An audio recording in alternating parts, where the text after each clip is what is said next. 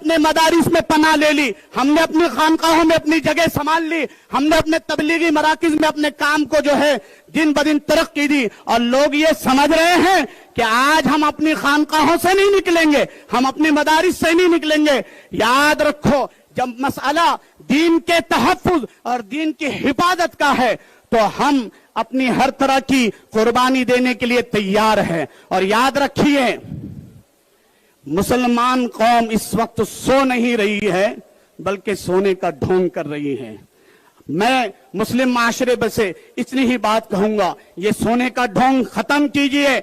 इस वक्त की जो आवाज हमारे बड़े अकाबिर की है, आज जिस तरह मुस्लिम पर्सनला की आवाज पर आपने लब्बैक कहते हुए यहां पर आए हैं, आइंदा जब जब भी मुस्लिम पर्सनला की लड़ाई होगी और जब इसकी आवाज के लिए आपको बुलाया जाएगा, क्या आप लोग हर मुमकिन अपना ताउन, हर तरह की कुर्बानी देने के लिए तैयार है?